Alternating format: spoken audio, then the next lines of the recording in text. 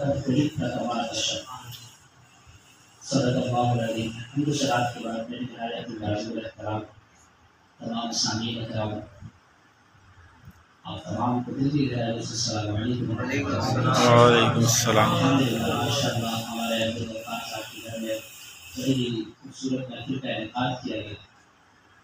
اللہ تعالیٰ اس بابرکت محفل پر اپنے پاک بارگاہ کو موجود فرمائے۔ اللہ تبارک و تعالیٰ نے قرآن مجید پر فرقان حمید میں ارشاد فرمایا والضحیٰ اور چہرہ مصطفیٰ کی قسم۔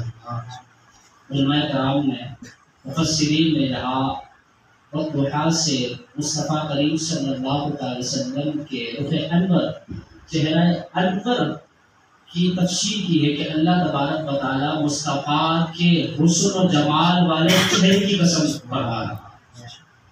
اسی طرح اگر نبی پاک صلی اللہ تعالیٰ علیہ وسلم کے آج کا جو میں آپ کے سامنے مختصر نبی پاک صلی اللہ علیہ وسلم کے حسن و جمال کے حوالے سے گفتگو کرنا چاہوں گا، اللہ تعالیٰ سے دعا ہے کہ مجھے حق بیان کرنے کی توفیق عنایت فرمائے۔ حضرت سیدنا جابر صدر رضی اللہ تعالیٰ عنہ فرماتے ہیں کہ میں نے نبی پاک صلی اللہ تعالیٰ علیہ وسلم کو 14ویں رات میں نے دیکھا کہ آقا علیہ السلام دھاری دھار بھلا لباس تشریف لائے اور پہنے ہوئے ہیں۔ تو میں کبھی 14ویں کے چاند کو دیکھتا، کبھی مصطفیٰ کے چہرے کو دیکھتا۔ آپ فرماتے ہیں کہ میں سوچ میں پڑ گیا کہ چاند زیادہ حسن و جمال میں ہے یا مصطفیٰ کا چہرہ۔ آپ فرماتے ہیں کہ تھوڑی ہی دیر کے بعد میں اس نتیجے پر پہنچا کہ مصطفیٰ کا چہرہ چاند سے بھی زیادہ روشن ہے، اس لیے کہ چاند کے چہرے پہ داغ ہے، مصطفیٰ کا چہرہ صاف ہے۔ اللہ اکبر کبیرہ۔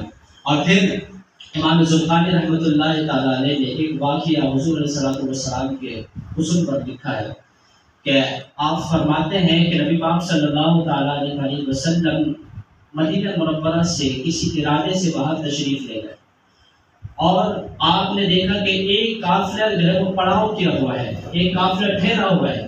تو آقا علیہ السلام اس قافلے کی طرف تشریف لے گئے تو آپ نے ایک اونٹ کو دیکھا جو آقا علیہ السلام کو پسند آتی اور آپ نے ان کے مالکوں سے جو ہے وہ بات کری کہ یہ اونٹ بیچتے ہو۔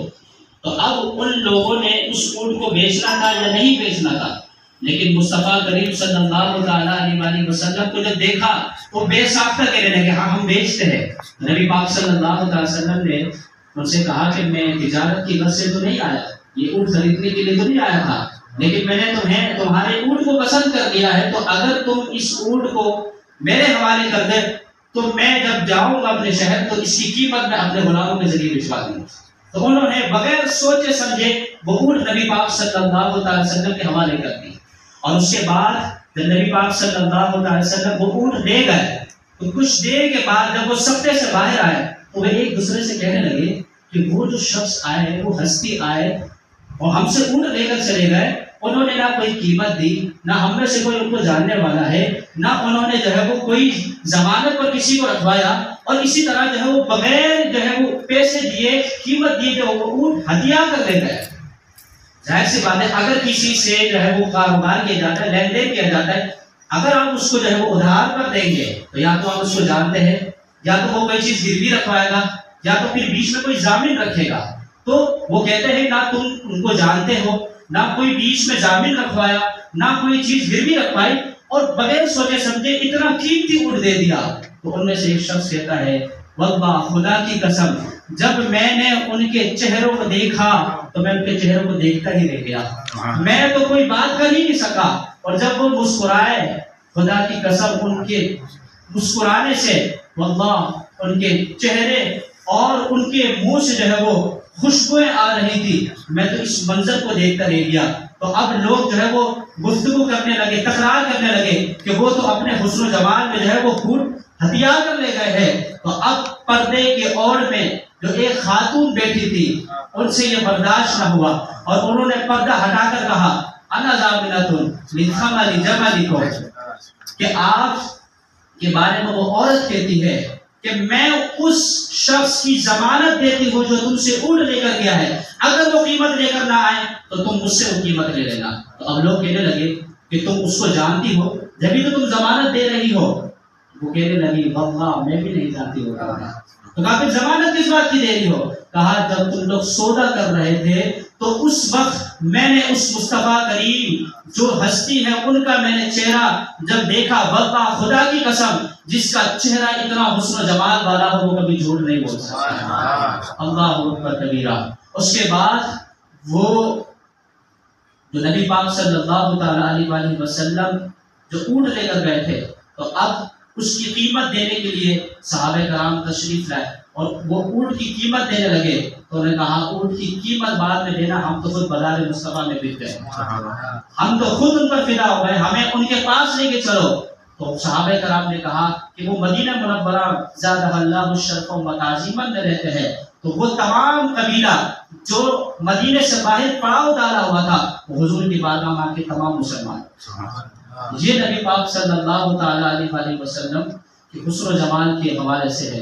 اور اسی طرح یہ تو حضور ہے، حضور کے غلاموں کی کیا شان ہے۔ امام محمد علیہ رحمہ، امام اعظم ابو حنیفہ رضی اللہ تعالیٰ عنہ کے شاگرد رشید، اللہ تعالیٰ نے آپ کے چہروں کو بھی بہت حسن و جمال عطا فرمایا۔ اور ایک مرتبہ بصرہ کے شہر آپ مناظرے کے لیے تشریف لے گئے اور لوگ عیسائیوں نے جو ہے وہ مناظرہ رکھا کہ امام محمد جو مسلمانوں کے بہت بڑے امام ہیں، ہم ان سے مناظرہ کرتے ہیں، ان کو بصرہ میں بلایا جائے۔ تو امام محمد رحمۃ اللہ تعالیٰ علیہ جو امام اعظم ابو حنیفہ رضی اللہ تعالیٰ عنہ کے شاگرد رشید ہے اور بہت بڑے پائے کے عالم ہے، تو جب وہ بصرہ کی گلیوں میں گزرنے لگے اور اس جگہ جہاں مناظرہ رکھا گیا، تو جب وہ اس جگہ پہنچے، ابھی مناظرہ شروع ہوا نہیں ہے، ابھی انہوں نے کوئی گفتگو شروع نہیں کری، وہ تمام لوگ جو وہاں آئے ہوئے تھے وہ دیکھ کر کلمہ پڑھنے لگ گئے۔ اللہ، انہوں نے پوچھا کہ بھائی ابھی مناظرہ تو شروع ہوا ہی نہیں ہے، ابھی گفتگو شروع ہوئی نہیں ہے، کلمہ پڑھنے لگ گئے، مسلمان کیسے ہو گئے؟ تو انہوں نے کہا کہ جب یہ چھوٹے محمد، یہ غلام جن کا نام محمد ہے، یہ چھوٹے محمد کے حسن و جمال کا یہ عالم ہے تو محمد مصطفیٰ کا عالم کیا ہوگا؟ ان کا چہرہ بتا رہا ہے کہ یہ حق پر ہے، سچ پر ہے۔ اللہ، یہ ہے مصطفیٰ کے غلاموں کی شان۔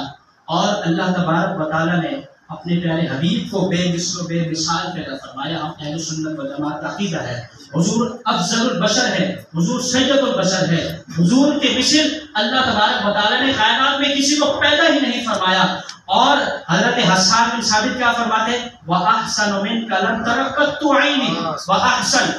آپ میں سے جو صرف نحو پڑھتے ہیں ان کو پتا ہے آسن اس میں تبدیل کا صیغہ ہے، افضل، احسن، اکمل، یہ تمام اس میں تفضیل کے صیغے ہیں جو فاعلیت کی زیادتی کے لیے آتے ہیں، یعنی تمام حسین و جمیل میں سب سے زیادہ جس کو حضور علیہ الصلوۃ والسلام کو جو ہے وہ حسن و جمال والا بنایا۔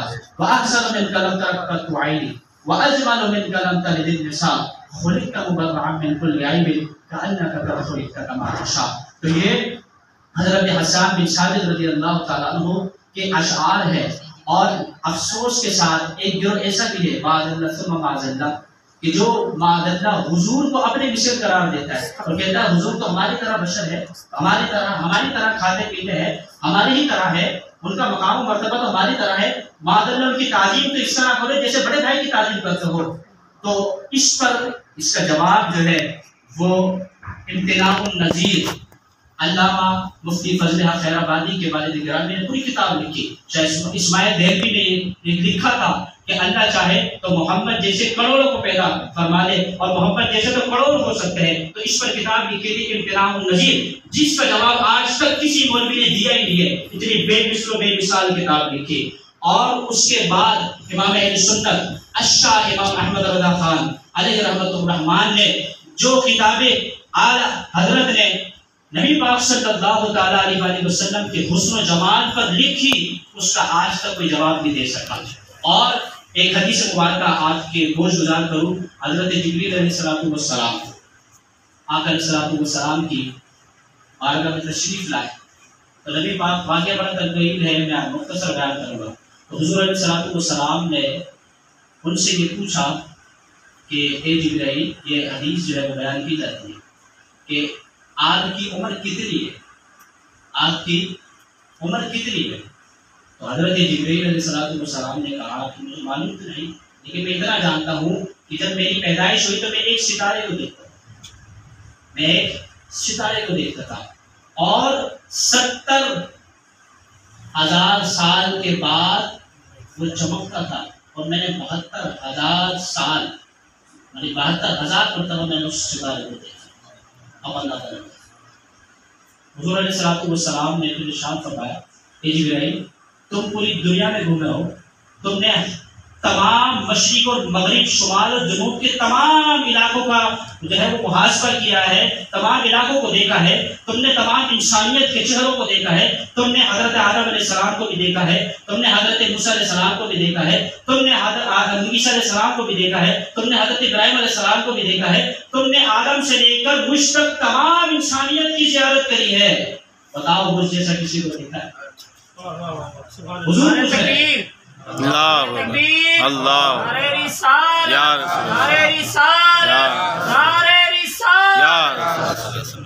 حضور علیہ السلام حضرت جبرائیل علیہ السلام سے پوچھ رہے کہ میں نے کسی کو دیکھا ہے؟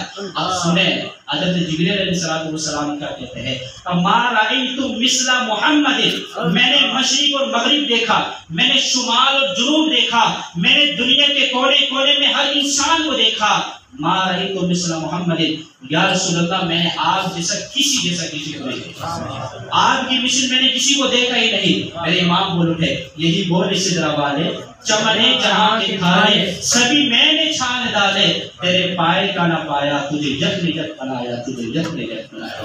یہ ہے نبی پاک صلی اللہ تعالیٰ علیہ وسلم کی شان و عظمت۔ اور اگر محبت کسی سے اس لیے کی جائے کہ وہ حسن و جمال اور کمال کے اندر سب سے اعلیٰ درجے پر ہے، تو مجھے بتائیے کہ حضور سے زیادہ کسی کا حسن و جمال ہے؟ کیا حضور سے زیادہ کوئی افضل و اکمل ہے؟ پھر حضور سے کیوں محبت نہ کی جائے، حضور کی سنتوں پر کیوں عمل نہ کیا جائے؟ میرے آقا و مولا صلی اللہ علیہ وسلم نے پوری زندگی اپنی امت کے لیے دعائیں کرتے رہے، یا رب ہب لی امتی، اے رب میری امت کو بچا لے، میری امت کی مغفرت کر۔ امت نے کیا کیا اپنے لیے؟ 50 نمازوں میں سے 5 نمازیں میرے آقا و مولا صلی اللہ علیہ وسلم نے اپنی امت کے لیے کرتا ہے۔ امت کی کتنی نمازیں پڑھتی ہیں؟ ہم خود اپنے گھروان میں جا کے قل ان کنتم تحبون اللہ فاتبعونی یحببکم اللہ ویغفر لکم ذنوبکم، اے محبوب ان سے فرما دے اگر تم اللہ سے محبت کرتے ہو فاتبعونی، تو میری اتباع کرو، میری پیروی کرو۔ اب ہم اپنا محاسبہ کریں، کیا حضور سے اگر محبت کرتے ہیں، اگر ہم حضور سے عقیدت رکھتے ہیں، تو ہم حضور کی سنتوں پر کتنا عمل کرتے ہیں، حضور کے طریقے پر کتنا چلتے ہیں؟ یہ ہر شخص کے لیے لمحہ فکریہ ہے کہ محبت اطاعت کراتی ہے۔ اگر ہمیں حضور سے محبت ہے تو کیا ہم حضور کی سیرت پر، حضور کی صورت پر اور حضور کے طریقے پر عمل کرتے ہیں یا نہیں؟